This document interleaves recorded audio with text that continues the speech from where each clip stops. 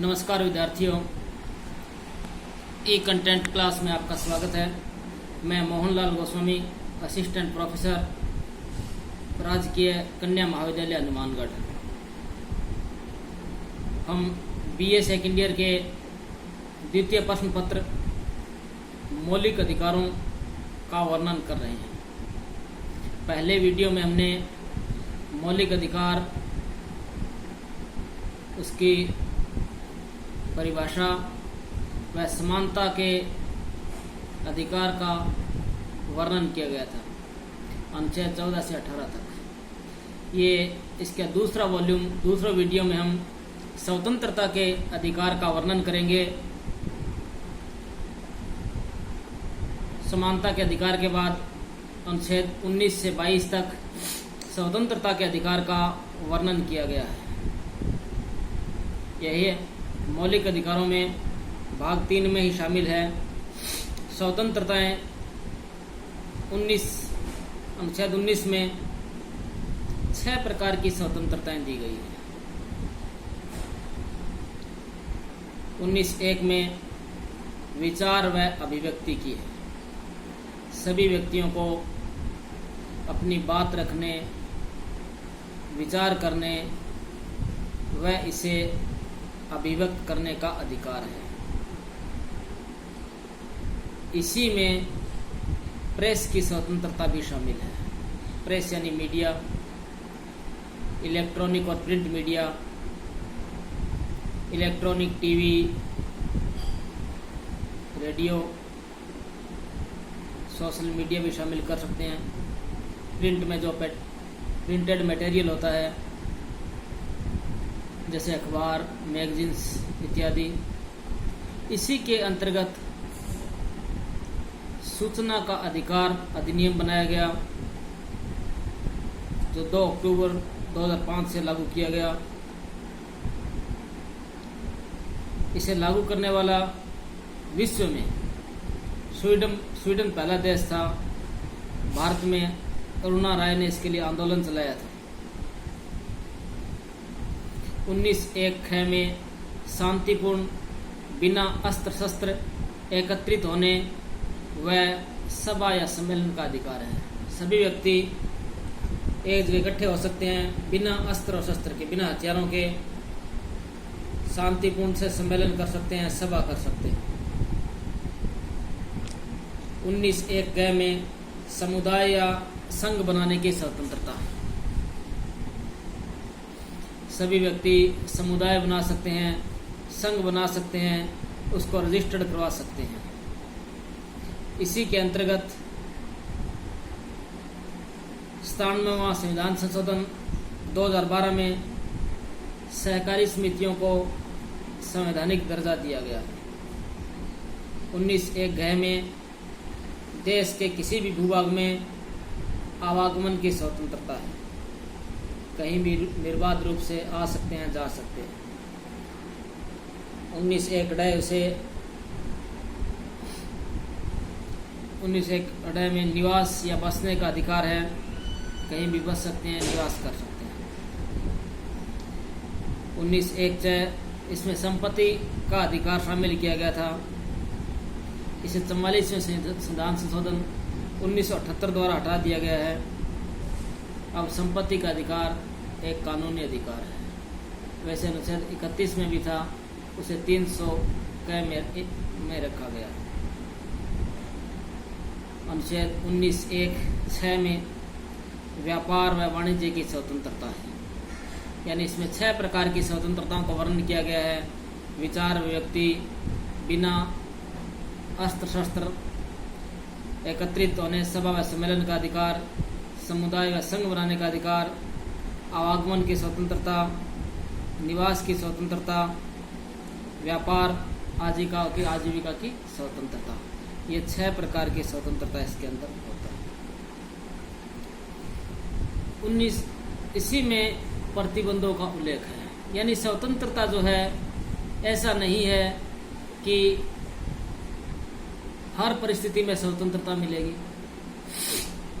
उस पर प्रतिबंध लगाए जा सकते हैं, परंतु उसके लिए कुछ कारण हैं। राष्ट्रीय एकता, अखंडता, राज्य की सुरक्षा, विदेशों से अच्छे संबंध बनाए रखने के लिए इन पर प्रतिबंध लगाए जा सकते हैं। यानी जो भी अधिकार दिए गए हैं उन पर प्रतिबंध लगा जा सकते हैं, उसके कुछ कारण दिए गए हैं। अनुच्छेद 20 में है अपराधों की दोष सिद्धि के संबंध में संरक्षण, यानी किसी भी व्यक्ति को अपराधी नहीं बनाया जा सकता, उस पर आरोप लगाया जा सकता है, उसके लिए एक स्थापित तरीका है, उसे पक्ष रखने का मौका दिया जाता है। एक ही अपराध के लिए एक ही बार दंड दिया जा सकता है और अपने ही विरुद्ध साक्षी बनने के लिए बाध्य नहीं किया जा सकता। यानी नियमानुसार ही किसी व्यक्ति को दोषी बनाया जा सकता है, आरोपी बनाया जा सकता है, सजा दी जा सकती है, परंतु उसके लिए स्थापित प्रक्रिया है, न्यायालय है, उसके माध्यम से ही ये कार्य हो सकता है। अनुच्छेद 21 में प्राण या दैहिक स्वतंत्रता, सभी व्यक्तियों को प्राण और दैहिक स्वतंत्रता है, उसे प्राण या दैहिक स्वतंत्रता से वंचित नहीं किया जा सकता। इसके लिए विधि द्वारा स्थापित प्रक्रिया के अनुसार ही उसको वंचित किया जा सकता है। इसमें व्यक्ति शब्द का प्रयोग किया गया है, नागरिक शब्द का नहीं है।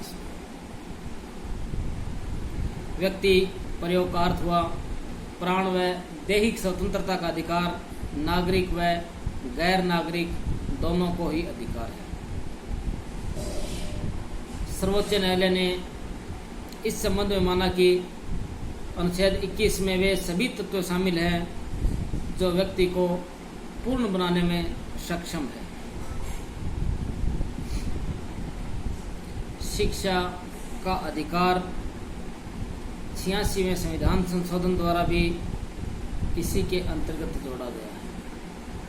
यानी शिक्षा भी व्यक्ति के पूर्ण विकास के लिए आवश्यक है। राज्य 6 से 14 वर्ष के बच्चों को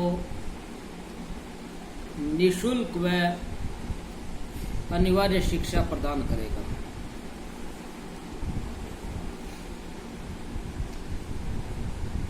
हालांकि शिक्षा समवर्ती सूची में है और संघ राज्य दोनों कानून बना सकते हैं।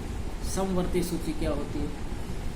भारत के संविधान में एक संघ की सूची है, यानी केंद्र की सूची है, जिस पर केंद्र सरकार या संघ सरकार ही कानून बना सकती है। सही शब्द संघ सरकार है, यूनियन शब्द है।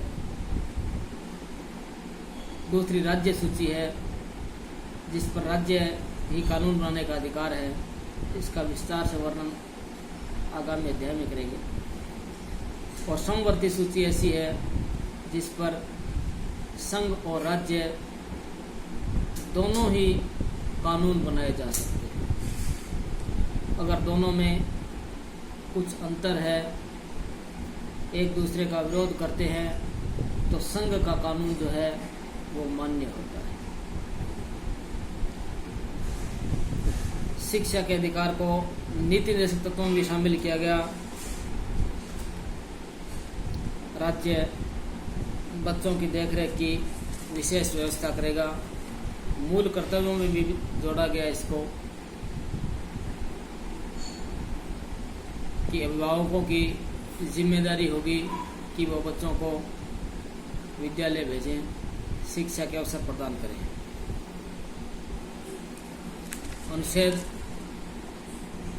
22 में कुछ दशाओं में गिरफ्तारी से मना व संरक्षण किया गया है। व्यक्ति को बिना कारण बताए गिरफ्तार नहीं किया जा सकता। किसी भी व्यक्ति को गिरफ्तारी का कारण बताए बिना अभिरक्षा या कस्टडी में नहीं रख सकते। वह व्यक्ति वकील से परामर्श कर सकता है उसे गिरफ्तार करने के 24 घंटे में निकटतम मजिस्ट्रेट के समक्ष प्रस्तुत किया जाएगा। इसमें अवकाश का दिन व यात्रा में लगा समय छोड़ दिया जाता है, यानी बिना किसी कारण के अचानक किसी व्यक्ति को गिरफ्तार नहीं किया जा सकता। ऐसी परंपरा ब्रिटिश काल में थी, व्यक्ति को गिरफ्तार कर लिया जाता था। अनुच्छेद 23 में हम अनुच्छेद 23 में शोषण के विरुद्ध अधिकार दिया गया है। अनुच्छेद 23 व 24 में, अनुच्छेद 23 में मानव व्यापार व बेगार पर प्रतिबंध लगाया गया है, यानी बिना भुगतान किए किसी व्यक्ति से कार्य नहीं करवाया जा सकता, फोर्स्ड लेबर नहीं की जा सकती। बिना भुगतान किए, बिना व्यक्ति की इच्छा के कार्य नहीं करवाया जा सकता। इसी के तहत बंधुआ मुक्ति मोर्चा एक आंदोलन भी चला, स्वामी अग्निवेश ने चलाया, जिसमें बंधुआ मजदूरी जो कर रहे थे उनको मुक्त करवाया गया। अनुच्छेद 24 में कारखानों में बाल श्रम का प्रतिबंध किया गया है, यानी बच्चों से कार्य करवाने पर प्रतिबंध लागू किया गया है। 14 वर्ष से कम आयु के बच्चों को कारखाने या खान में नहीं लगाया जा सकता, या ऐसे ही संकट वाले कार्य में नहीं लगाया जा सकता। संसद ने 1986 में बाल श्रम अधिनियम पारित किया गया। इसमें 2012 व 2015 में कुछ संशोधन भी किए गए। यानी हमने इस वीडियो में देखा स्वतंत्रता का अधिकार। अनुच्छेद 19 में 6 प्रकार की स्वतंत्रताएं दी गई है, उन पर प्रतिबंध लगाए गए हैं। अनुच्छेद 20 में अपराध की दोष सिद्धि के संबंध में संरक्षण है। अनुच्छेद 21 में प्राण या दैहिक स्वतंत्रता से वंचित नहीं किया जाएगा। अनुच्छेद 22 में कुछ दशाओं में गिरफ्तारी से मना व संरक्षण दिया गया है। अनुच्छेद 23 और 24 शोषण के विरुद्ध अधिकार है। अनुच्छेद 23 में मानव व्यापार व बेगार को प्रतिबंधित किया गया है। अनुच्छेद 24 में कारखानों में बाल श्रम यानी बच्चों से कार्य करवाने पर प्रतिबंध लगाया गया है। तो इस प्रकार हमने इस वीडियो में देखा स्वतंत्रता का अधिकार और शोषण के विरुद्ध अधिकार। इसमें आपको ये सभी पॉइंट्स याद करने हैं। वीडियो देखकर उसको आप नोट्स बना सकते हैं। इसी नोट्स की मैंने एक PDF बनाकर इस ग्रुप में पहले भी भेज चुका हूँ, और जो मेरा YouTube चैनल है इसका लिंक शेयर किया जाता है, डॉक्टर मोहनलाल गोस्वामी, उस पर भी आप इस वीडियो को देख सकते हैं। और ये आपको असाइनमेंट भी दिया जाता है कि इसको आपको याद करना है। यानी स्वतंत्रता का अधिकार और शोषण के विरुद्ध अधिकार, ये असाइनमेंट है, ये आपको याद करना है, अपनी कॉपी में नोट करना है। इसमें से जब भी कॉलेज खुलेगा तो इसमें आप चेक करवा सकते हैं। धन्यवाद।